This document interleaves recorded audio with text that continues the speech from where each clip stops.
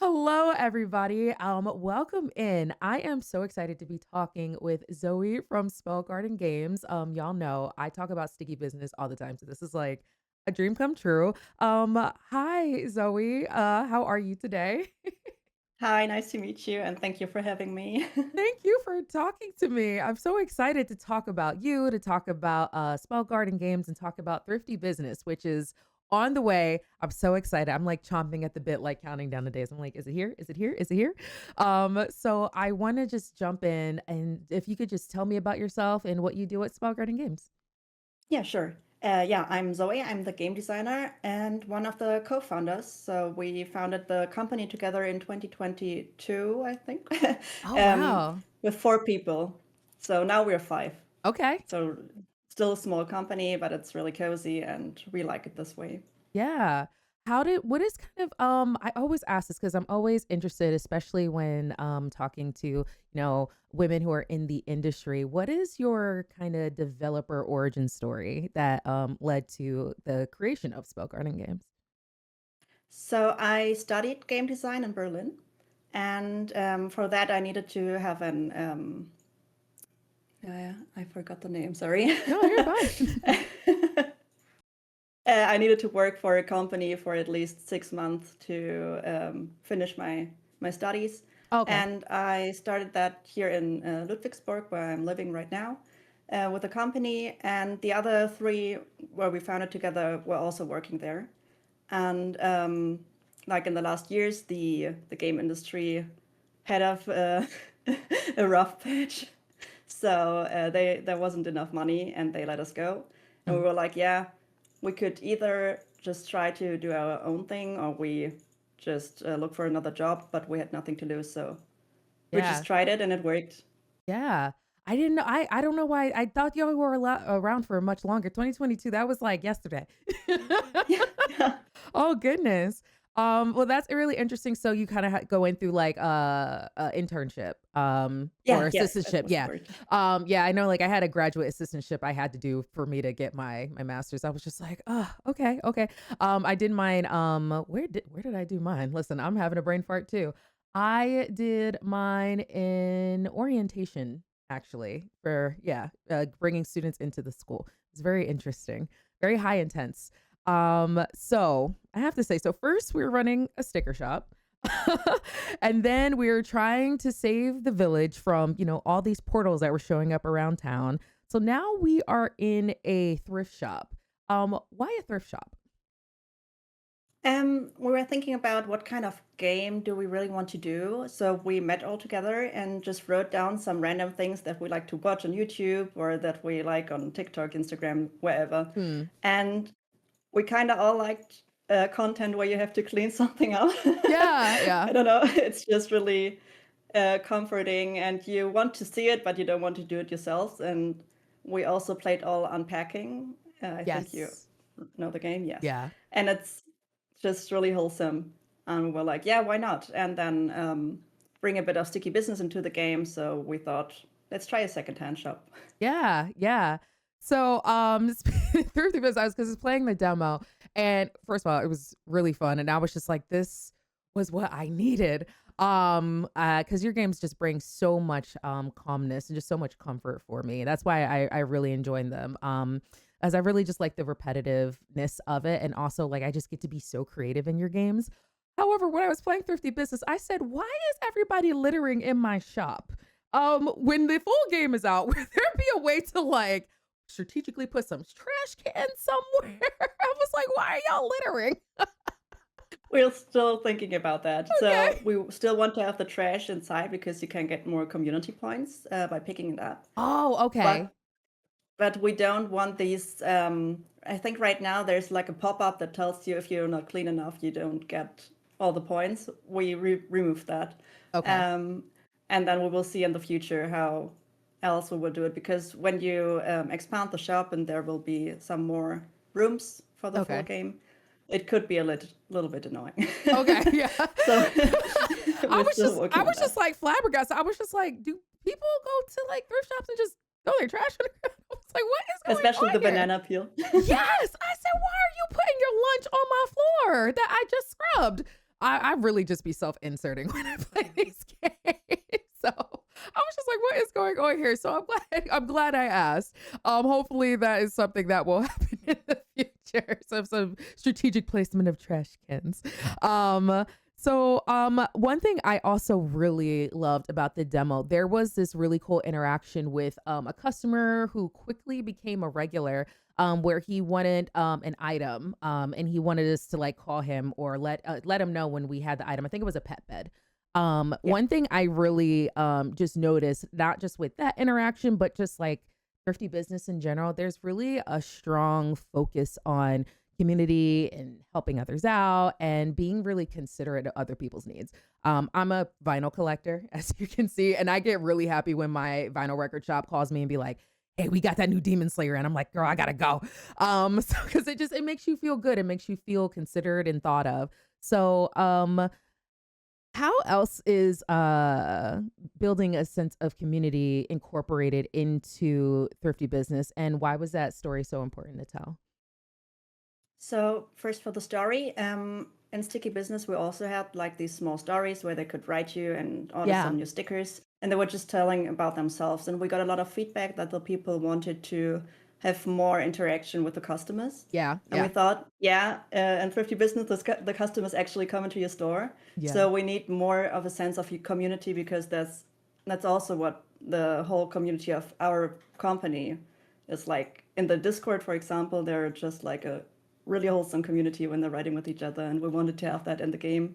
And we also added some things that we ourselves went through, like meeting new people in a cafe shop where we go every week, or meeting yeah, new people in a new country where we moved to. So we really wanted to incorporate that too. And yeah, we also have for the community feeling the events. So we're still working yeah, on the events. yeah, Right now, they're just standing there and moving a little bit, but we want to implement a few more things to make it more exciting. yeah. We will have to see what will make it in the game, but yeah, we're Okay. still working on that. Yeah, And we also want more hero NPCs to connect with each other. So you can maybe see like someone comes in and then there will be a new event, and another NPC who you met before will also end up at the event and they will get to know each other. So yeah. yeah. I love that. The community events, like because I was just like, I'm like, what does this mean? So because first it was the grand opening, and then it was, I believe it was like queer date night, which was Yeah. like really awesome. And I was just like, this is incredible. And then I was thinking, I was like, do my local thrift shops do that? I know at my record store they have like a community night where we just like throw up and like bring our favorites and stuff like that and jam. So I was just like, that's really awesome. Especially speaking of like queer date night, like your titles list always have amazing representation. And in thrifty business, not only is like there's great queer representation, but also I noticed on one of the t-shirts the black raised fist that's there representing like social justice movements like Black Lives Matter. So why is that so important to have front and center in your games? I think we just want to be a corner where everybody feels welcome. So we also want to just include everything that we think is important for the world and for, yeah, just to feel like you're a part of it. Yeah, And I'm also queer, so I also wanted to just have this one in the game.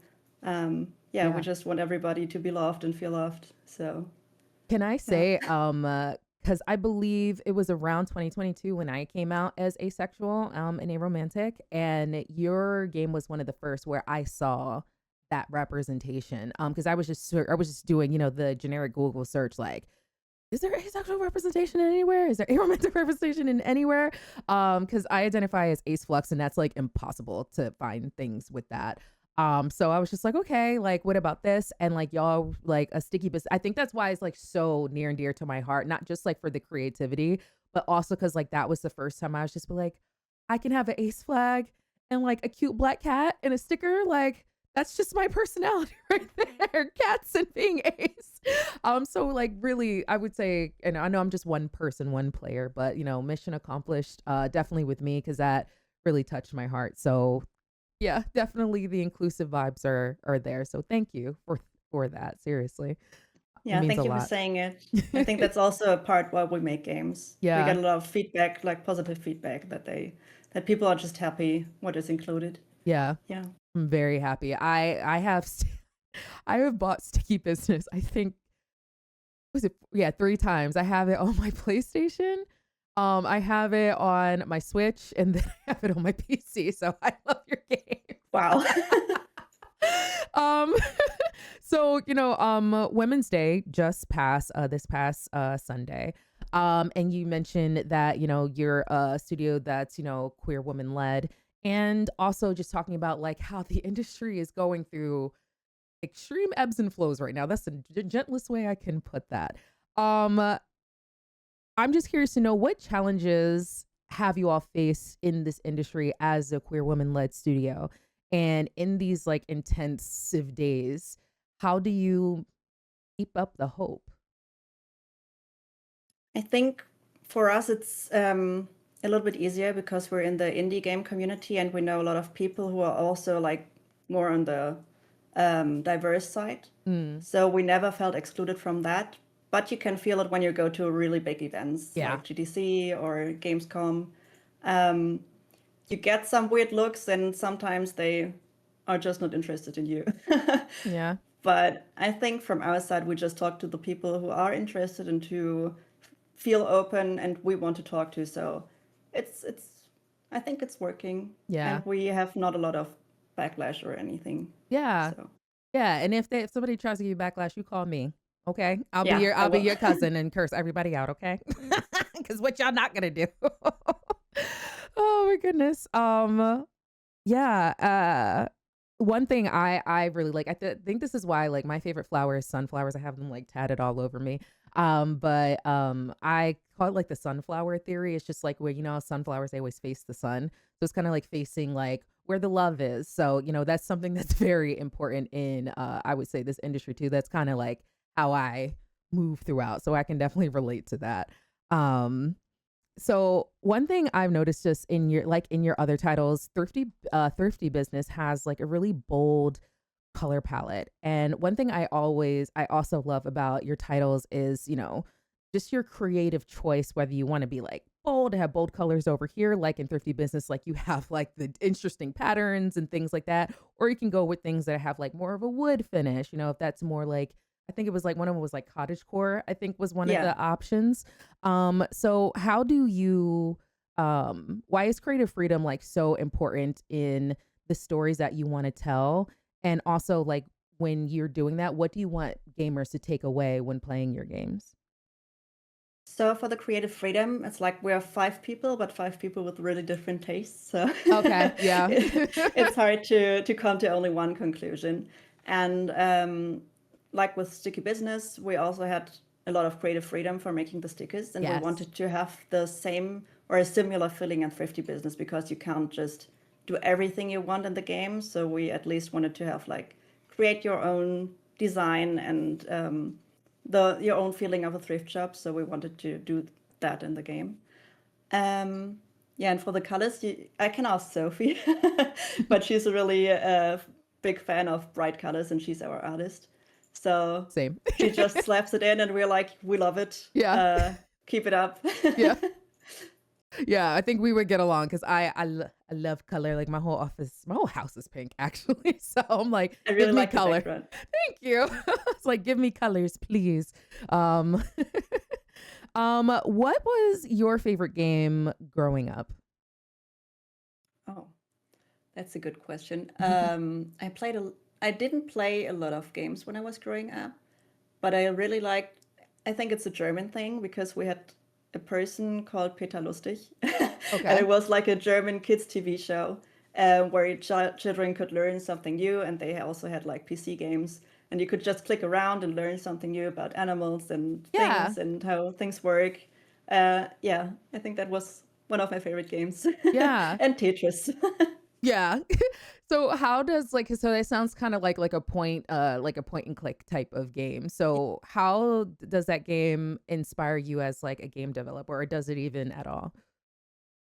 Um, That's also a good question. I don't think I'm thinking a lot about this game when I'm designing new games. So is not really in the focus for me as a game designer. They're more like more recent games that I really like Unpacking, for example, or Yeah. Little to the Left. Oh, I love Um, but I'm also a really big fan of Baldur's Gate, so it clashes a bit. But I like the that. creative freedom you have in Baldur's Gate, so maybe that No. also works. No, that's fair. Yeah, I am still stuck in Act 2 for Baldur's Gate 3. I am trying my best to get through that, but I do agree. Yeah, there's a lot of creative freedom in there. Listen, I always say like cozy technically isn't a genre. It's a very subjective feeling. So if cozy to you that day is Baldur's Gate or if it's Spider-Man, that is okay. You are still That is true. cozy. Cozy and doing your own thing.